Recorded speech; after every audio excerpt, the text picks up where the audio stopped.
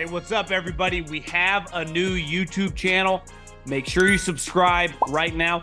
Leave a comment on the video. Share it with your friends. It's also a podcast, 3 and Out, wherever you listen with me, John Middlekauff, Apple, Spotify. We have you covered, as well as thevolume.com. We have merch. Check out. I got 3 and Out hats right now. Thevolume.com. Search the podcast. Buy some merch. Okay. We just found out that the Houston Texans are in the playoffs. Incredible game. Not an incredible game, but entertaining. Obviously, there was a lot on the line. Win or get in. We will dive into. I'll start with that last drive. I wanted to give a quick thought on that because Aikman and obviously social media were crushing Steichen. I have a couple quick thoughts, then just some macro stuff on Steichen, on D'Amico, on CJ Stroud, who clearly looks like the real deal, and just a remarkable turnaround by the Houston Texans. And to me, this game symbolized something that I talk about all the time with young coaches. Both these guys represented that, so we'll dive into that. The Steelers win in a rainstorm in Maryland, and another winning season for Mike Tomlin, but they do not control their own destiny. Obviously, have to root for the awful Tennessee Titans tomorrow and the Miami Dolphins, who are an underdog, bunch of injuries against the red-hot Buffalo Bills. So we'll get a quick thought on Tomlin because really nothing mattered today for the Ravens. They didn't play anybody, but listen, it's the AFC North. That game was tight. The rain, the weather, and they were in it the majority of the game for sure. So we will dive into the two games. Obviously, tomorrow's a huge game. We'll be on Sunday night with Coward, reacted to everything that happens tomorrow. And then we got the national championship right around the corner. We'll know the playoff matchups and Black Monday. We got a lot going on. So a lot of content's going to be flowing here in the next 24, 48 hours. This is a crazy time in the NFL. A lot of news, and the playoffs doesn't get any better. But before we dive in to some football talk, I want to tell you about my friends at Gametime. And if you want to go to a playoff game, if one of your favorite teams is going to be hosting a playoff game, maybe you're being on the road, maybe you're a Packer fan, and they end up playing Dallas, and you live in Texas, and you want to go to that game, go to your app store, download the Gametime app. They are the official ticketing app of this podcast, and use the promo code JOHN. That's my name, JOHN, JOHN. $20 off your first pair of tickets, any event. Obviously, football games. If you somehow also live in Texas, want to go to the national championship game, concerts, comedy shows, they have you covered. I'm saving you some money. Promo code John. We love our friends at Gametime. Loyal user of them. So are all my friends. I know a lot of you guys are too, because I get a lot of DMs about, hey, thanks for the promo code. Hey, I don't even need a thank you. Just hammer that promo code John. Save yourself $20. Well, that was tonight symbolized why getting the right coach matters so much. Obviously, the Texans have the right quarterback. A lot will have to be answered over the next couple years with the Colts because Anthony Richardson got hurt. But those two coaches are everything I want in a young head coach. They're basically both my age, both born, one in D'Amico 84, Shane in 85, and young coaches who both call plays. Obviously, D'Amico's somewhat of an outlier, defensive coach in this day and age, getting a head job young. But I like my young head coaches to call plays, to influence the game, because clearly they're preparing their teams. Both teams came in today with a chance to win 10 games. Both teams last year, one drafted second, the other drafted fourth, but both impact the game all freaking season. D'Amico is an elite defensive coach. I mean, he doesn't have the personnel right now. And clearly Shane is an awesome offensive coach. I wanted to start with that last drive. They get the ball back with 6:25. Their defense isn't very good, clearly. So Shane Steichen, instead of most young coaches, what they would have done, do anything humanly possible to move the ball downfield as quickly as possible and score at will. If they score in 2 minutes, so be it. But he knew if he gave the ball back to CJ Stroud and Nico Collins, who looks like freaking Jerry Rice, they're going to lose. And do you know what sucked? Is that the possibility of the Texans losing because of a mixed extra point. I'm all for end of a game, field goal, make or miss. To lose on an extra point, that would have really sucked. Glad it didn't come down to that. But Shane Steichen, who methodically moved the ball down the field, mixing in a ton of runs. Obviously, Jonathan Taylor getting first down after first down, battling through an injury. That is something that I don't think a lot of coaches would have done. Because most young coaches, And listen, you and I probably do the same. You just get pass happy. And he was so, I would say, disciplined with running the ball. It was really impressive. And on that final play, on fourth down, he let the clock run down. And Troy said he was hoping to get him to jump off sides. And I'm not trying to talk shit about Aikman, but no, he wasn't trying to get him to talk shit or get him to jump off sides. What he was trying to do, which he clearly did, was, listen, he's all in on scoring. So be it if he only has 2 timeouts. That is the game right there. And he wanted to get their defensive look. So the play that they came out in, to which they ultimately called the timeout, they came out in the same play which they ran when the guy dropped the ball. He knew that that was going to be wide open there in the flat. Now, we can argue till the cows come home. 31 in the game, not Jonathan Taylor. Maybe he thought without Jonathan Taylor, they'd be less likely to go in a man situation. Maybe they would change at the line of scrimmage with him in. Maybe they would go all out because they had been handing him the ball nonstop. Listen, this is the National Football League. Not a great pass, but I don't think Gardner Minshew is that good. Maybe I'm an outlier. Like, he's a good backup quarterback, and it's remarkable what Shane Steichen to win 9 games when that guy has basically been your full-time starting quarterback all season. Listen, he's fine. Like, I'd like him as my backup quarterback. I don't want him as my full-time starter. Not a great pass, but no one's acting like that's Peyton Manning. Throw it a little behind him. This is a National Football League. You got to catch it. You fall on the first down. I have no problem with the timeout because he schemed up a play that didn't just work. The guy was wide open. The guy just dropped the ball, right? And his quarterback, who's, let's face it, just kind of average for NFL standards, definitely relative to CJ Stroud, just didn't throw a great ball. Now, maybe even if he hits him in stride, he drops it anyway. But like, I have no problem with that sequence because he put him down the field perfectly with time. And if he catches that ball, more time runs. Maybe D'Amico has to think about, do I need to start calling timeouts? I thought Shane Steichen put on a masterclass. Trust me, I bet social media and everywhere you look are going to talk shit about him on that final sequence. No issue with it. Like, that's scheming. This is an intellectual league. He was going up against a high-level defensive coordinator. He saw his look. He knew the play would work. And listen, the schematics of it did. They just, as the coaches would say, didn't execute it, right? But let's face it, like the Colts, this isn't like the 07 Colts. I mean, that's not Reggie Wayne or Joseph Adai, right? I mean, they have no business being in that situation. You could argue the Texans don't really have a business being in that situation, but they have a star quarterback. And I want to start there. They've won 11 games the last 3 years, and they went through a lot of shit for a couple years. And a couple years ago when they hired David Culley, no one would touch that job. The reason they hired that, and listen, I worked with David Culley. He's a really nice guy. Every single human I've ever met was absolutely floored when they hired him. Like, he's not a head coach. No one else would touch it. The building was toxic. So they had to hire him. And even last year with Lovie Smith, weren't many options. And D'Amico, kind of a unique situation because he had played there. And he valued the organization. He valued the family that owns it. And they got the right guy. And the most powerful thing you could have in the NFL, beside a good owner, and I don't think the Texans have a good owner, but he doesn't really matter if you have a star head coach and a star quarterback. And the Houston Texans have that.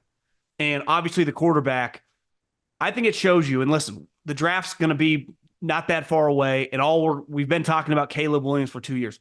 There is no sure thing in the NFL. It's a crapshoot. I don't give a shit who the player is. We see it time and time again. And I don't know this for a fact, but I have pretty well-sourced people in the league. If they would have got the number 1 pick, and the reason they didn't is because Lovie Smith won the last game, Bryce Young's their quarterback. And listen, I'm not trying to bury the guy after one season in a horrendous organization with terrible players, with no coach. But like, the chance that Bryce Young's ever as good as this guy, I don't see it. It's not like he's exactly throwing to Andre Johnson out there. Now, Nico Collins looks like a stud, but CJ Stroud is just a star, and they would not have drafted him. It's no different than the Chargers with Herbert. If they would have had the higher pick, they would have taken Tua. Sometimes you got to get lucky. Welcome to life. We all get a little lucky sometimes. And when you do get lucky, you got to take advantage of it. And the Texans did. And it shows you the power of getting a good coach. D'Amico is a rocket ship. He's been that way since probably he was in high school. Some guys are born to coach. And if you look around the NFL, obviously Belichick, Kyle Shanahan, Andy Reid, Sean Payton, Pete Carroll, some of Mike Vrabel, you go all over, Mike Tomlin. Some guys are just better at playing football when they're younger, right? Like, the reason D'Amico didn't become a coach till his early 30s was because he was playing in the NFL. If DeMeco had been a fringe college guy and never been drafted, let's just say he was a solid guy at Alabama, fringe guy, washed out of the league in a year, he would have been in the coaching profession quickly. The reason Bill Belichick started coaching at 23 years old, he couldn't play, right? The reason Vrabel didn't start coaching until later, he's playing in the league. So I never, and the coaching cycle is going to come around soon, like deserve, bullshit. Like not everyone's on the same path. Some people like me didn't play, like you got to start as intern level. Some guys like DeMeco become a position coach like their second year coaching. Everyone's on a different path.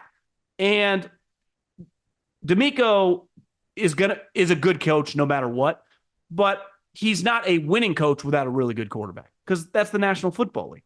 And you get CJ Stroud because of luck, and it changes your franchise. And tonight he put on a clinic. Like the thing, and a lot of people compared him coming out of college to Jared Goff. Really good pocket player, throws a beautiful ball, but that was before the Georgia game that we're like, God, this guy's a pretty good athlete. And tonight it was on full display. He doesn't really know how to slide, something that he'll probably need to work on. Now you could argue this was a Michael Vick thing. Some guys, if they can't slide, they can never slide. It's just not a natural motion. That would be something that I would try to harp on over the next couple of years because he's definitely a pretty good athlete. And to me, the thing that stands out, he's accurate. He has a good arm. We saw all that at Ohio State. It's his playmaking ability. And he only had the one game, and partly because I got news for everyone coming up Monday. The Big Ten sucks. It really does. For most years, it's two good teams. Obviously this year it's just two good teams. Like Penn State's terrible. It's just not a great conference, especially athletically on defense. So you just don't really see it with him. And he didn't need to do it because Ohio State was so much better.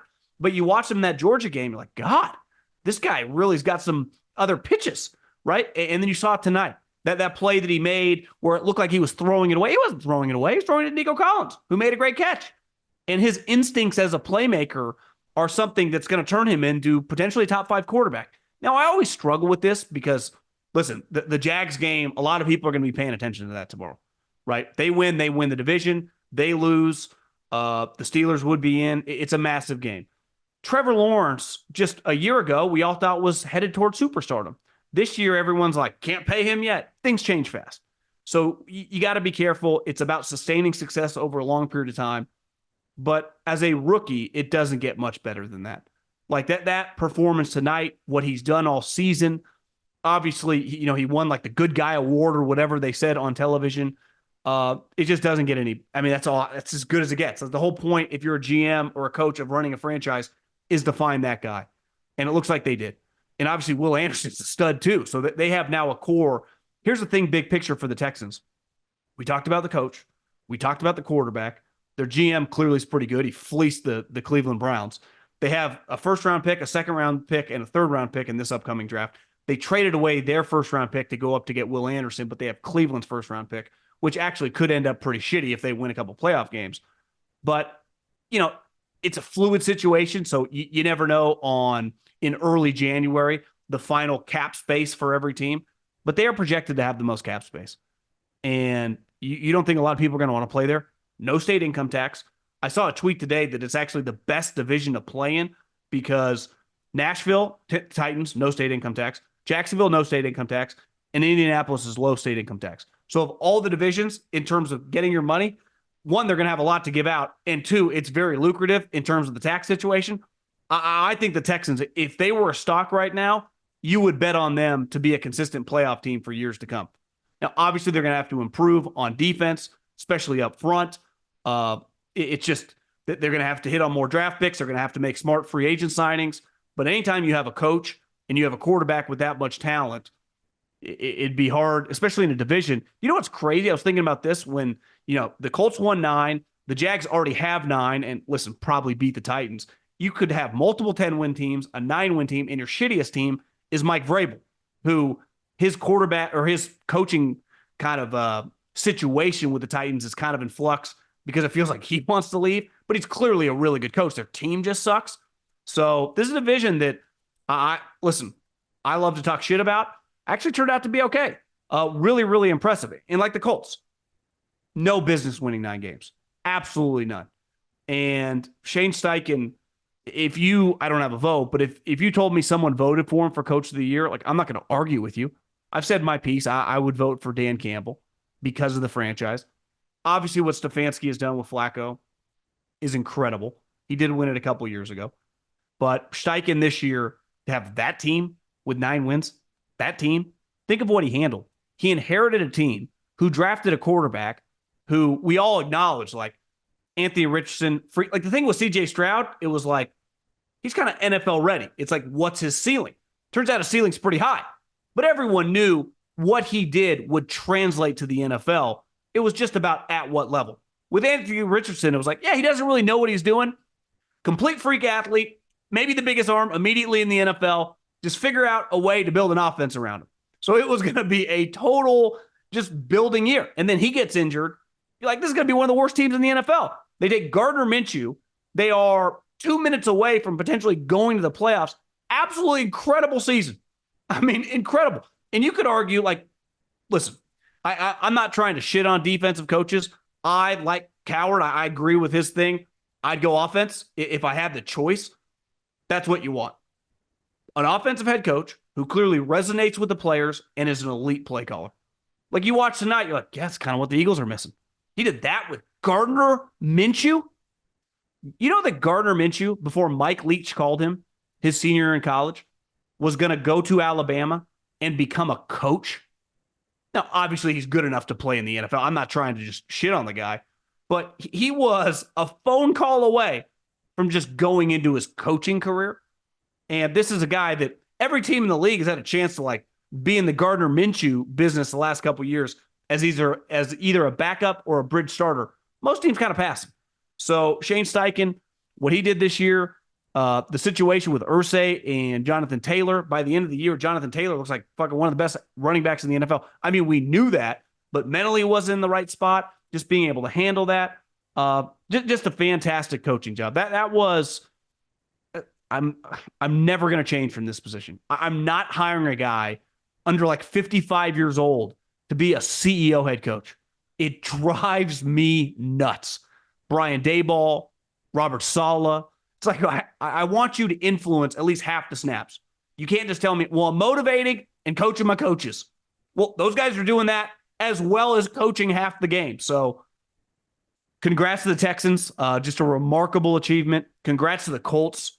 What a fun season. And, you know, the crazy part for the Colts, the difference with the Texans, even if they get killed in this playoff game, which very possible, I don't think they're going far. Though, you know, if CJ Stroud gets really hot, you never know. But I'm going to bet against them in the first round. I don't even know who they're playing. I don't even know what seed they are. But I'm going to bet against them in the first round. Their future is so bright. With the Colts, it's like you're kind of starting back at ground zero because you have this young quarterback who, while he only played several games, got hurt in multiple games. So you're going to have the question, can he stay healthy? Right? And can he become a legitimate NFL quarterback?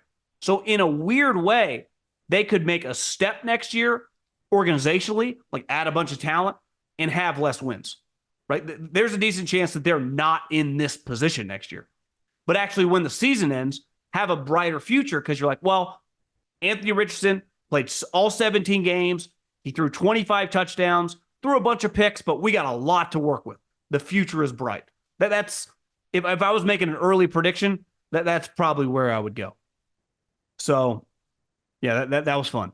Throw down on big matchups with DraftKings Sportsbook, an official sports betting partner of the NFL. This week, new customers can bet just $5 on the NFL and score $150 instantly in bonus bets. Download DraftKings Sportsbook now with code JOHN.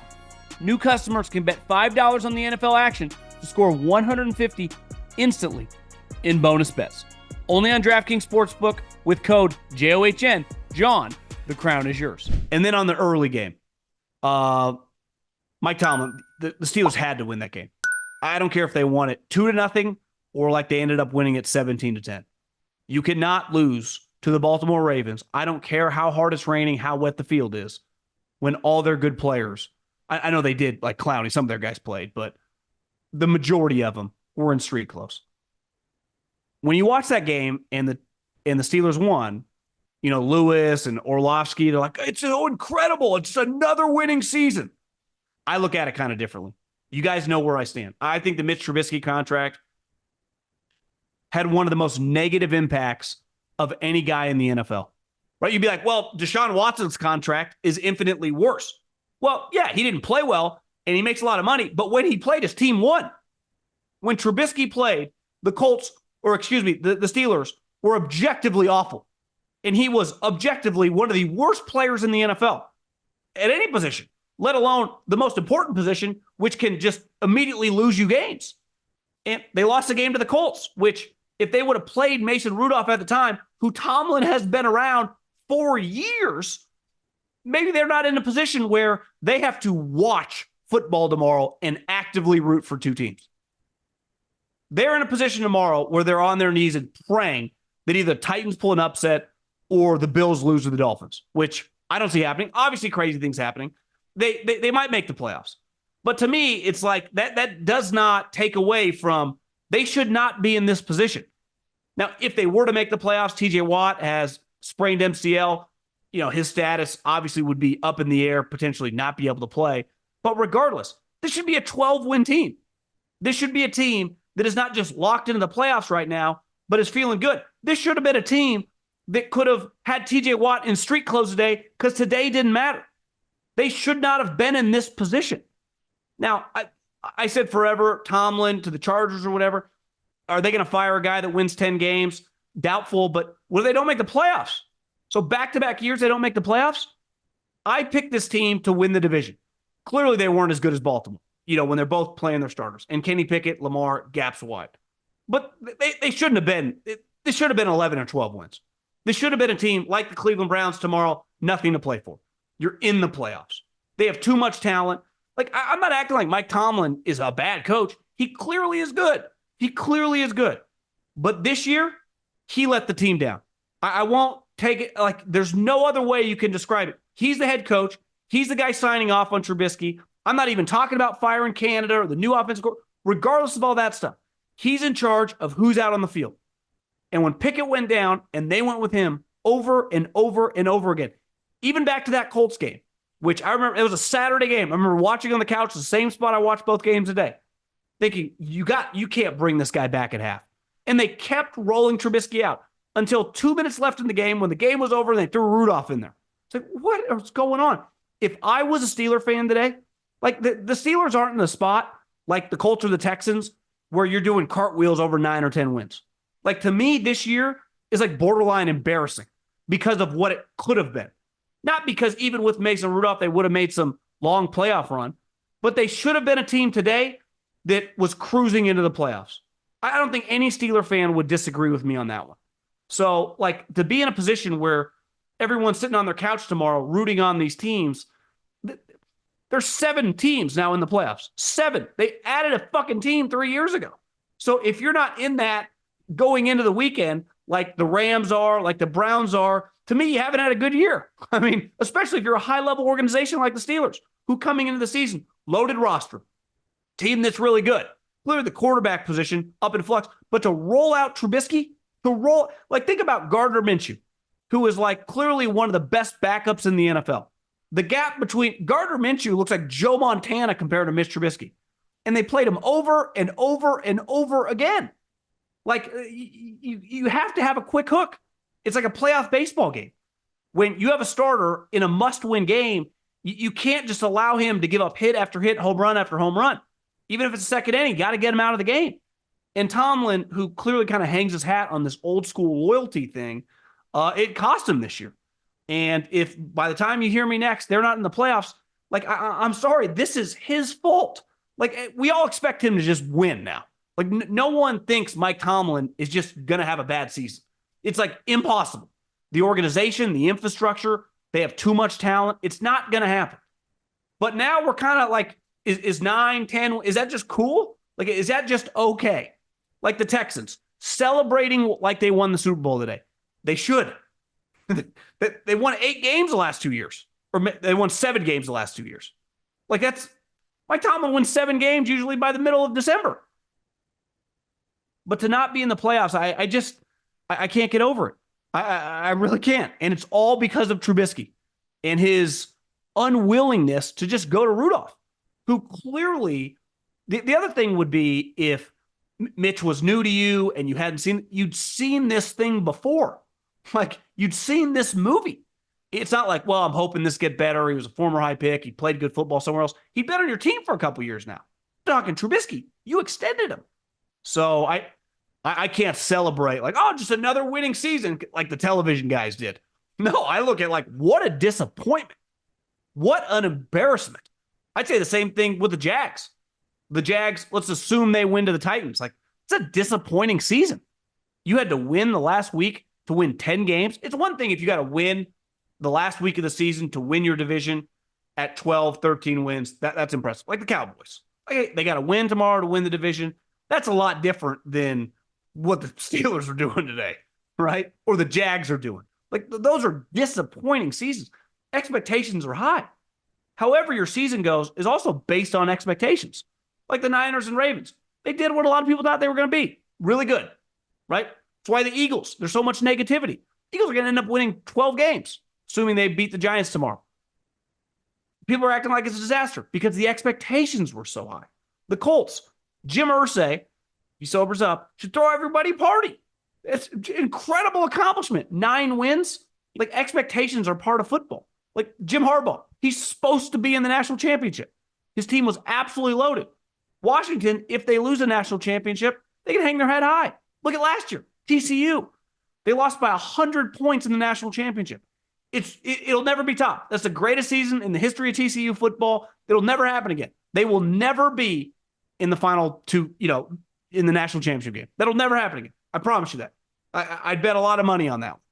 So expectations are part of it. And the expectations this year for Pittsburgh were high. And to me, they underachieved.